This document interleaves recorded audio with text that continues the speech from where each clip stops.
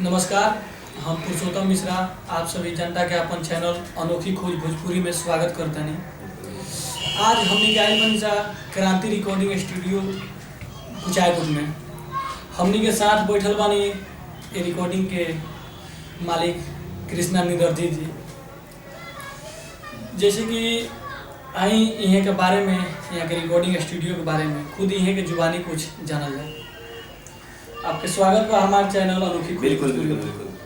सबसे पहले जे भी श्रोता देखतनी नमस्कार बा और राहुल विशेष योगदान कहले जौन की रुआ जावनी बहुत बहुत धन्यवाद। जे भी राहुल प्रसंग जे भी आइल बा उनके भी नमस्कार प्रणाम और हमारा तरफ से सबकर प्रणाम रही।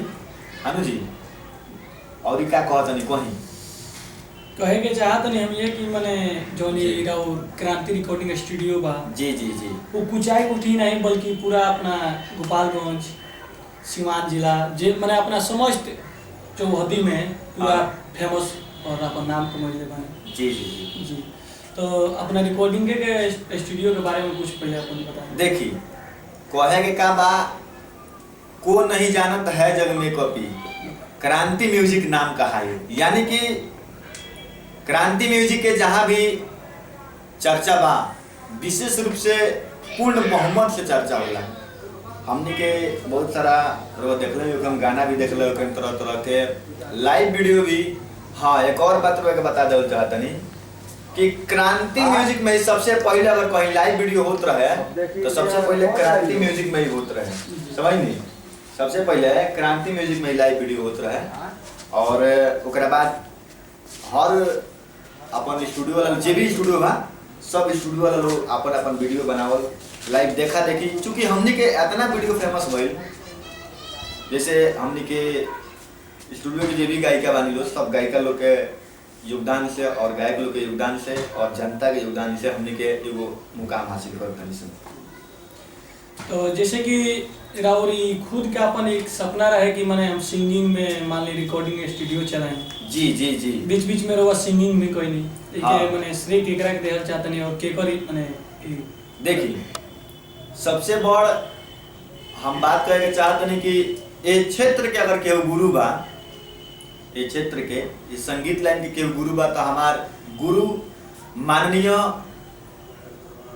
असगर अंसारी जी, वहाँ के खेसारी लाल यादव, पवन सिंह, कुंजन सिंह, कल्पना कौन ऐसा हिट कलाकार नहीं खन जेकरा प्रोग्राम में वहाँ के बेंजू नहीं बजैले। वहाँ के हम चेला हैं और हमारा असगर भैया के पूर्ण रूप से हमारे ऊपर योगदान बनल बा ताकि स्टूडियो हम खोल ले बनी और चलाओ। ये सब के श्रेय मने रवा केकरा के दिहल चाहते हैं। देखी सबसे बड़ श्रेय बानी कि हमारे गुरुजी, हमारे माता पिता और हमारे जनता जनार्दन जी भी बानी और साथी समाज जी। जैसे कि मान ली राहुल ये स्टूडियो जी अपना पूरा माने एरिया में जो भी कहा जा हाँ हाँ बहुत सारा हिट ऑर्केस्ट्रा सॉन्ग भी रिलीज भइल। जी जी जी रवा बीच बीच में मान ली कॉमेडी वीडियो भी यूट्यूब से अपलोड कईनी। हाँ हाँ खुद के रवा अपने आप में खुद सिंगर भी हैं जी।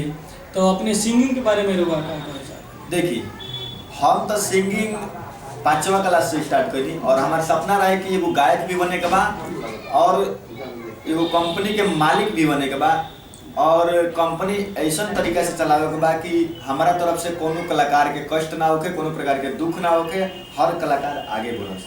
ये सपना हमारा दिल में चलल तो हम स्टूडियो के चालू करके मैंने काम शुरू करी। उस दिन से चालू हो गई उसके बाद बहुत सारा काम हुई। राहुल माने कोई को हमनी के भोजपुरी गाना हिट माने सुननी सन जी जी वही में से थोड़ा कोनो ये गाना अपना जनता खातिर 2 मिनट गुनगुना देती। देखिए एगो सबसे पहले वो गाना रहे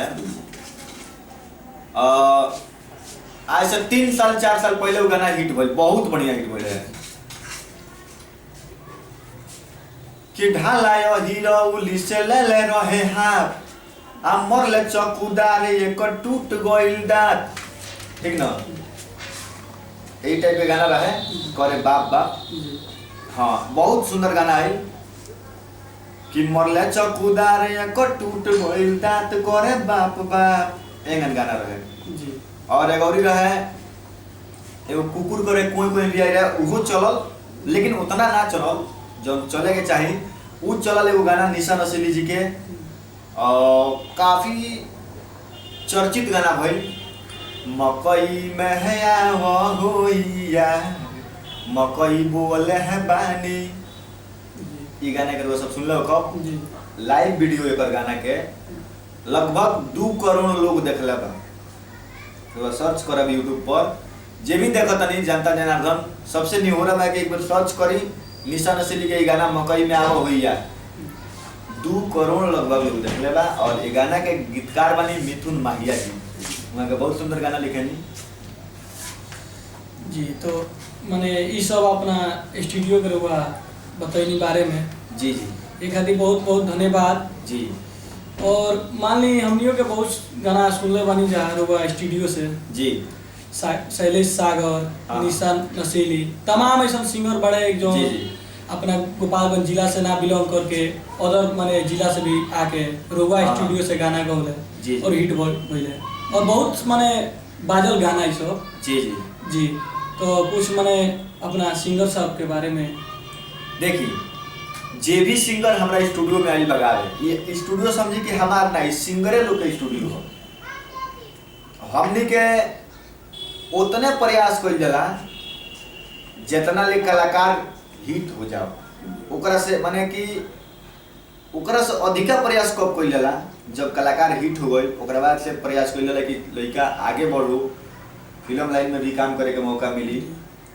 खुद हमारा फिल्म लाइन में काम करे के मौका मिला पवन सिंह जी के साथे, लेकिन हम ना जा पानी कुछ कारण से, क्योंकि स्टूडियो के काम हम छोड़ कर नहीं जा सकते। इतना सब विस्तार रूप से व्यापार बा, ये सब व्यापार हो समझी कि स्टूडियो चाहे कोनो भी एगो बिजनेस बा व्यापारे में हो। जी जी। तो उस सब देखते हुए हमने के सोचनी कि कलाकार आखिर बहुत सारा स्टूडियो बा जहाँ से डीजे ट्रिक पर लोग आवता सफल ना हुई कोई है। ऐसे कि वो कॉपीराइट की समस्या इतना ज्यादा बा कि कुछ कह नहीं के पावत आदमी। ये के चलते हम फिल्म में ना जा पानी, इनकार कर देते का खोली। बहुत बहुत धन्यवाद हमारा चैनल अनोखी खोज भोजपुरी से जुड़ लगे। बहुत बहुत धन्यवाद रोहू के महाराज। जैसे कि आज हमने के रोआ सब देखनी है कृष्णा निंदर्दी जी से जुड़ रही है, तो ऐसा लेटेस्ट इंटरव्यू देखे खातिर हमारे चैनल अनोखी खोज भोजपुरी के सब्सक्राइब करी। बहुत बहुत धन्यवाद। जय हिंद।